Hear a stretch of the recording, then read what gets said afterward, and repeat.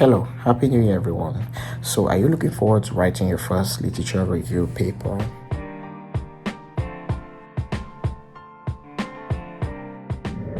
For your thesis, either for your thesis or you want to publish them, then this is a channel for you. You're welcome back to my YouTube channel. I am Rogers, a research professor in Korea.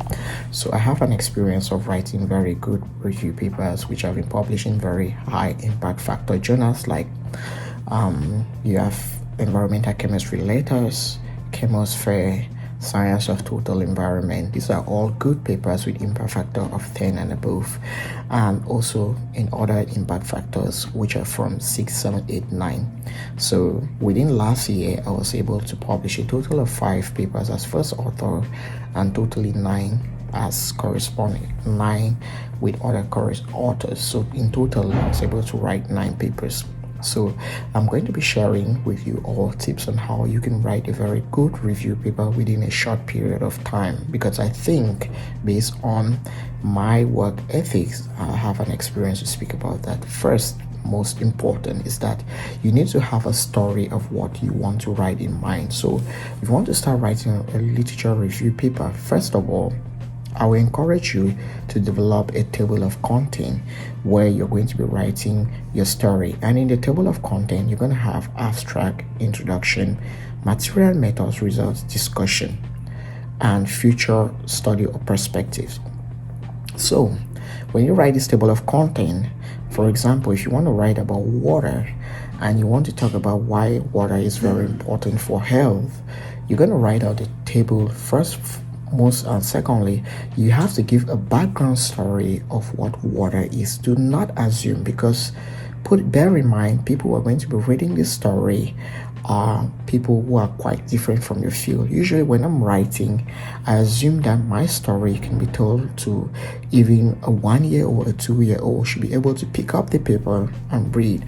And again, also try as much as possible to find out if the journal in which you are going to publish, does it use active voice or passive voice? Because if they use an active voice and you're writing passive voice, the paper is going to be rejected with the assumption that the English language level is not really that good. I have an experience. One paper we submitted, we wrote it totally in active voice, but was rejected just because we wrote the paper in a voice which the journal doesn't really much recognize. Previously in the past, a lot of papers were usually written in the passive voice, but nowadays a lot of top journals do accept papers which are written in active voice. And personally, writing in active voice is very easy. For example, you can say, we collected soil samples. That is active voice. But in passive voice is soil samples were collected. So check the language in which the journal in which you want to publish your paper. But in most cases, I will encourage you to go with passive voice first, because that is what a lot of scientists know about. So many scientists are not aware of the fact that active papers written in active voices and is now what is the current trending thing. Also, usually when I'm writing, I first of all summarize studies into tables. So I check on other previous reviewer papers, how they did review theirs. That will guide you on how to develop your tables. So when you develop your tables, after developing your tables, you can convert some of the tables into figures. Because if you have just tables throughout your literature review, it's going to make it very boring, and some people will not really appreciate or like it that way. Also, depending on the kind of journal you're publishing in, there are some journals that prefer a lot of beautiful figures. There are some that don't really like it. So you've got to check that out as well. So all of this, when you have all of this ready, you dive into the introduction part, where you're first of all going to give the background story of what you're talking about. Sometimes I usually love to talk about the history. If it's about water, for example, I'm going to talk about a little bit about the history of water use, or you can define it in any way that you want. And then also make sure you use references within the past 5 years before you can go now into the past 10 years, depending on how trending that topic is or how new it is.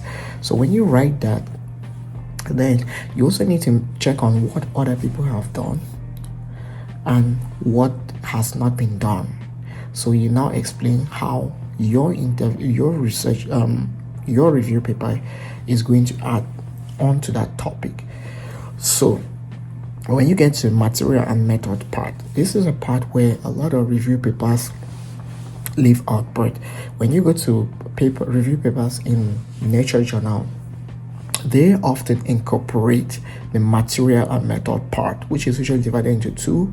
First part, how you did selected the papers, your criteria of selection, and the second part, if you can add an equation on how to analyze the data, I assure you 99.7% that paper is going to be published in Nature journals. Then you go to your discussion part. Then make sure you do explain the mechanism. Note this keyword, mechanism. If you cannot really explain what is mechanism, which is usually most, because that is what a lot of editors love to see.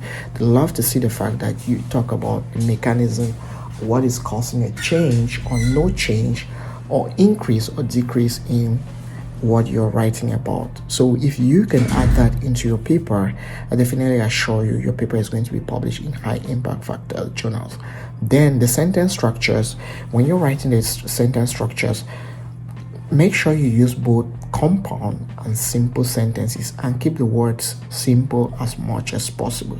If you love this, subscribe, like, share. I'll be sharing more. Bye.